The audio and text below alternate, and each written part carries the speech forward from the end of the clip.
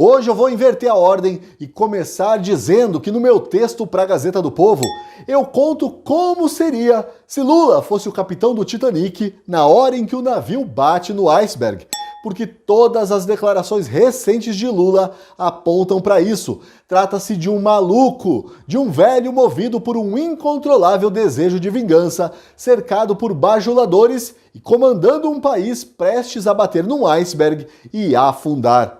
É sério, gente, tem algo de muito estranho aí, e não é ingenuidade minha não. Quando eu finalmente aceitei o fato de que teríamos de ser governados pelo sujeito, eu imaginei de tudo um pouco. Eu imaginei um Lula revanchista, um Lula economicamente burro, um Lula populista, um Lula desonesto. Mas nem nos meus piores pesadelos, e olha que eu sou dado a um drama, hein? Nem nos meus piores pesadelos eu imaginava um Lula louco desse jeito, um Lula sem limites, um Lula incendiário, um Lula que, se continuar desse jeito, sei não, hein? Um Lula tão à vontade na própria loucura que chegou a dizer que o plano do PCC para matar o Sérgio Moro, desvendado pela PF, que está sob o controle dele, Lula, não passou de armação. Isso mesmo, para Lula tudo foi armação do Moro. E isso depois de toda a laia petista apostar as fichas na narrativa do foi o Lula quem salvou o Moro. Tema, aliás, do meu vídeo de ontem. O Lula tá tão descompensado que até a imprensa militante, sempre tão disposta a passar a mão na cabeça do elemento, começou a ficar preocupada. Será que o Alckmin já saiu do banco e tá fazendo aquecimento?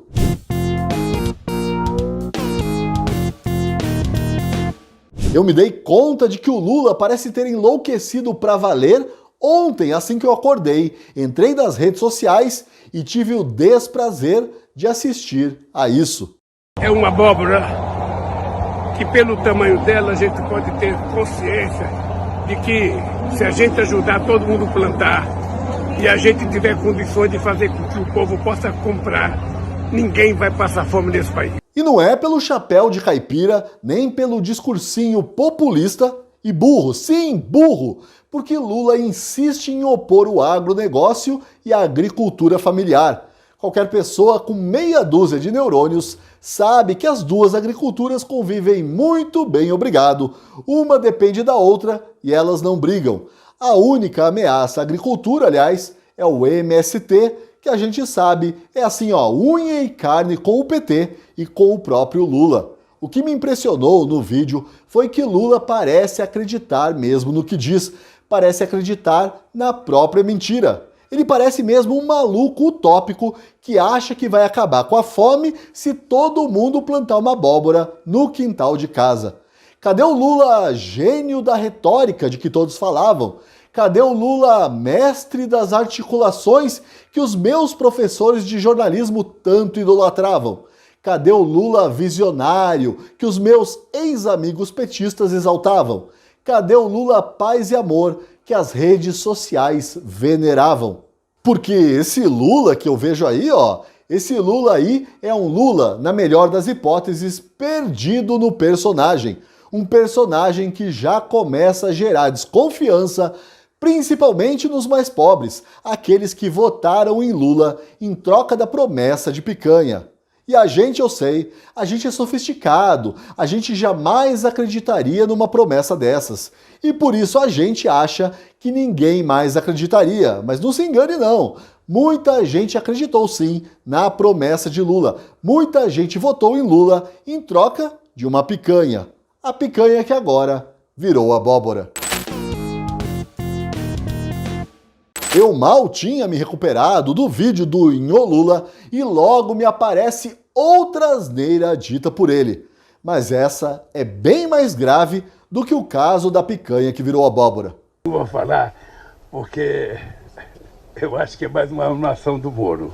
Eu escutei certo? Vocês escutaram certo? Não é possível.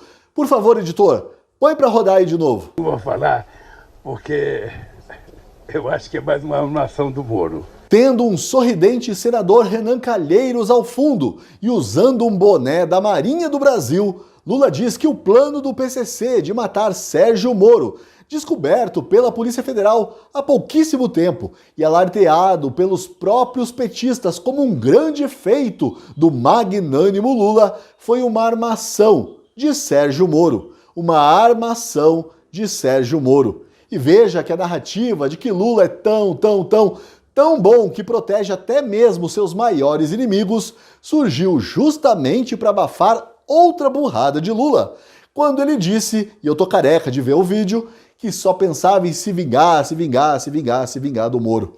Como é que fica agora o ministro das Relações Institucionais?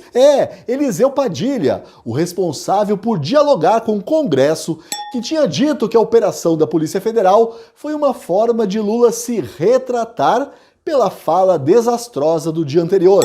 Aquela com direito a palavrão e tudo. Eu falava, não tá tudo bem, só vai também quando eu esse Moro. Onde o Lula tá querendo chegar com isso, eu não sei. Eu só sei que cada vez que o Lula abre a boca, os petistas se desesperam, porque eles sabem que vão ter que sair correndo, pegar um pano e limpar os dejetos. E sabe como é que é, né? Petista não é muito chegado ao trabalho, não. Talvez isso explique o puxão de orelha de Ricardo Noblat, que atraiu a ira da militância, aconselhando Lula a calar a boca. O fato é que eu já não sei o que é mais grave, se é um presidente que confessa o seu desejo de se vingar de um ex-juiz, que por acaso também é senador da República, se é um presidente que se finge de líder piedoso e mobiliza todo o partido para mentir e criar a narrativa de um Lula piedoso e magnânimo, ou se é um presidente que acusa a vítima de estar armando tudo aquilo. Vale lembrar que essa narrativa aí de que o Lula salvou o Moro foi endossada até mesmo pelo ministro da Justiça e da Segurança Pública, Flávio Dino.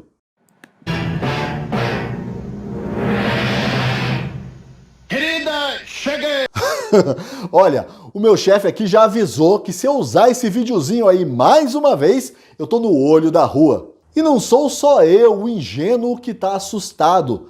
Vozes, digamos, geralmente simpáticas a Lula, chegam a gaguejar diante do que vem e ouvem. Fez uma campanha toda, não tem revanchismo, aqui é só love, Lula paz e amor, Ministério do Namoro, coisa e tal. Olha, Valdo, eu vou te falar, tá me parecendo um hashtag vingativo. Em muitas das declarações dele, sim, que estão contaminando. Geralmente é ministro, assessor que contamina o andamento do governo. Com esse tipo de declaração, quem está contaminando neste momento é o próprio presidente. Mas e se eu disser para vocês que essas não foram as únicas sandices de Lula na semana? E não foram mesmo. Aliás, quando este vídeo estiver no ar, é bem provável que Lula já tenha falado outra bobagem cabeluda dessas aí para testar os limites da sociedade. Será que tem limite? Você aí que me assiste já parou para acompanhar os índices econômicos? Ou será que você é daqueles que acha que a gente não come dólar, que o que acontece na Bolsa de Valores não afeta o que acontece aí no seu bolso? Pois bem, em meio a uma guerra declarada contra o presidente do Banco Central, Roberto Campos Neto, para que o BC baixe os juros na marra, destruindo de vez a economia do país, Lula solta mais esta pérola. É a nossa cabeça. Os livros de economia estão superados. Olha, se eu fosse petista, coisa que eu nunca fui, ao ouvir isso daí, eu já teria deixado de ser. Teria jogado o meu boné do MST fora, a minha camiseta do Lula fora, até o meu pichuleco de estimação eu já teria jogado fora. Mas eu sei que petista não pensa assim e não tem autocrítica. Eu sei que a coisa tá mais pra seita do que pra partido político. De qualquer forma, temos mais este momento para os historiadores analisarem e, com alguma sorte, chegarem à conclusão de que o TSE elegeu um lunático. Lula é tão narcisista e acredita tanto na imagem que os intelectuais criaram para ele que resolveu decretar: os livros de economia estão superados. Aliás, para quem falava tanto em negacionismo científico, o que é isso aí que o Lula está dizendo? Por acaso não é negacionismo também? E o pior, minha gente, é que o ministro da Fazenda de fato é esse senhor aí, o Lula. todo mundo sabe que o Fernando Haddad só serve para fazer figuração. A coisa tá tão feia que até aqueles que ontem mesmo faziam contorcionismo para defender qualquer insanidade proferida pela voz rouca do Lula, agora ensaiam uma crítica. Não é nada muito grave, é uma coisinha assim, de leve. Então, o Lula, ele está fazendo um discurso jogando para a plateia, de alguma forma também já arrumando um bode expiatório. A Folha de São Paulo também não está gostando nada desse Lula que fala primeiro e pensa depois. Se é que pensa, né? Também, você acredita que o Lula ainda insiste na lorota de que a Lava Jato foi tudo um plano dos Estados Unidos contra ele? E até a militância parece estar perdendo a paciência com Lula. Outro dia, uma criança reclamou do preço da picanha para ele. E no evento que eu mencionei no começo deste vídeo, aquele lá da abóbora, Lula foi vaiado. Quando vocês estavam vaiando a governadora, vocês estavam me vaiando. O narcisista é incapaz de reconhecer que a vaia é para ele. Tenta ali dar uma desconversada, diz que a vaia foi para a governadora, e tudo isso com menos de 100 dias de governo, quando, teoricamente, pelo menos a metade mais um dos brasileiros deveria estar vivendo uma lua de mel com o presidente. Galvão, diga Tino, Alckmin no aquecimento.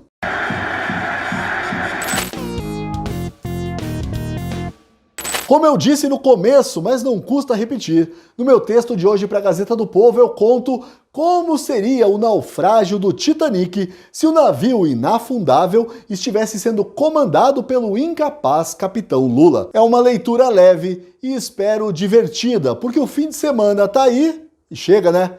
Para ler tem que assinar, e para assinar a Gazeta do Povo você já sabe, clique no link da descrição ou do primeiro comentário.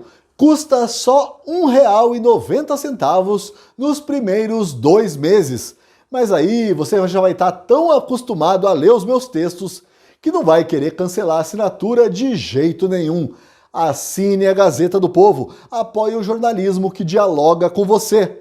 Ou você prefere continuar consumindo aquelas narrativas da imprensa militante petista?